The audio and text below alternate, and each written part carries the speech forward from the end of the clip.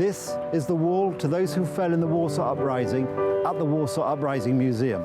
Today, we meet a remarkable man, 10 when the Second World War broke out, 12 when he joined the underground, 13 when he was tortured by the Gestapo, 15 when he took part in the Warsaw Uprising itself.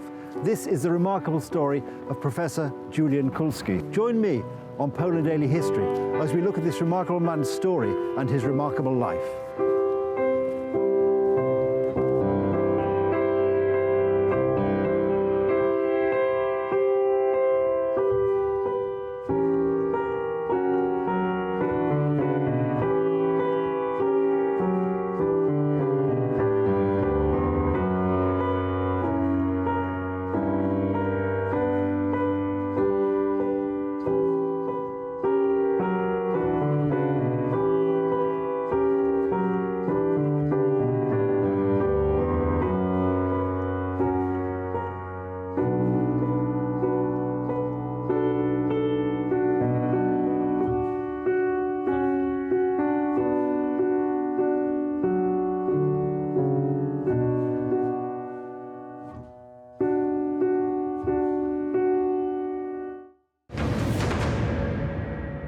So I find it hard to understand when one reflects on what happened, that a nation that produced such great literature, such great music, such cultured people, scientists, could at the same time stoop to these levels. I have a theory that the Germans were always like that, and one of the reasons is they have tree people, forest people. They don't get enough sunshine, and once in a while they go berserk.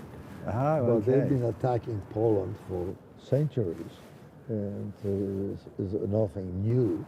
But if we just go back... But the degree of cruelty was unbelievable, but they were prepared for it, just like Ludwig trained me.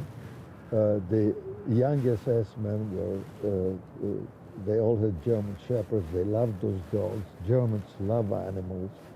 And then on order they were told to cut the dog's throat.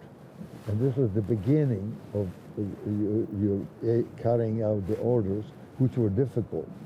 And Himmler, one of the reasons they put up the gas chambers, because the Germans were having a hard time carrying out the orders of shooting, committing mass murders without being affected by it. And that's why they turned it to factory.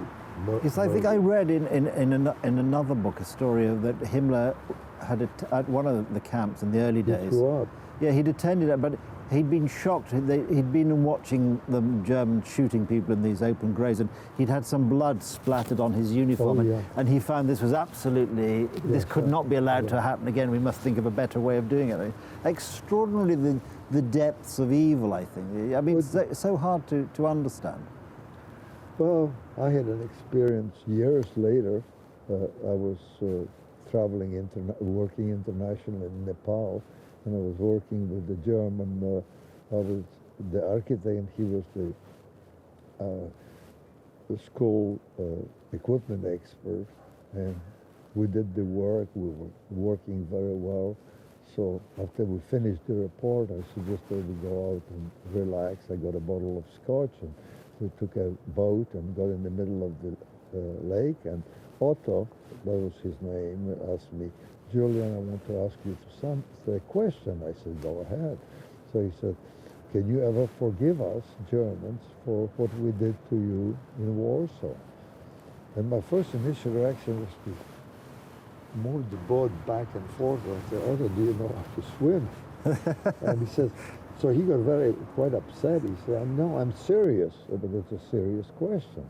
I said, well, before I answer, I would like to ask you a question. Were you in the Hitler Group? Yeah. Were you in the SS? Yeah. Were you in the Gestapo? Yeah. Were you happening in Warsaw? Yeah. And you are there to ask me to forgive? I said, I don't know who can forgive you, but I can never forgive you. But I said, let's remain friends. And we did. Yes. We went back to the field and finished the bottle of scotch. And so we just very briefly return to you're in this prisoner of war camp. And I read in the book that In fact, when it became clear the camp was going to be liberated, you and the people were sort of, or prisoners, were told to sort of be liberated by nationality. And the Americans sent the trucks first. And a friend of yours encouraged you to leap on one of the American trucks and not wait for whatever else might Well, have... actually, I was standing inside the gate, and all my buddies were standing with me, and these thousands of American military trucks came over and were picking up the Americans and the British. There was an international camp. We had no idea, and I had no idea, that the next morning the camp will be liberated by the Russians, by the Red Army.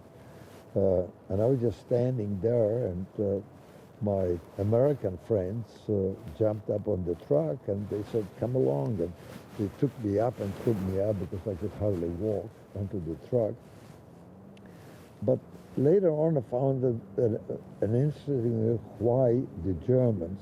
This happened 6 days before the end of the war.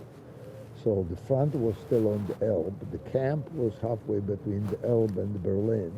And I could never understand how the German army allowed American military trucks, hundreds of them, to cross to pick up the soldiers.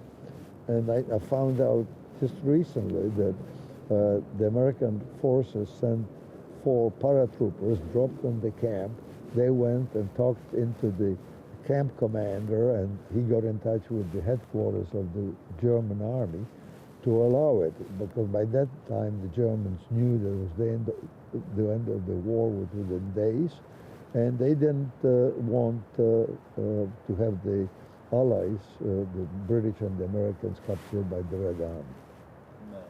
So, but they left us Poles and the Slavs to be captured by and that was, so it was on the instinct that I saved again my life.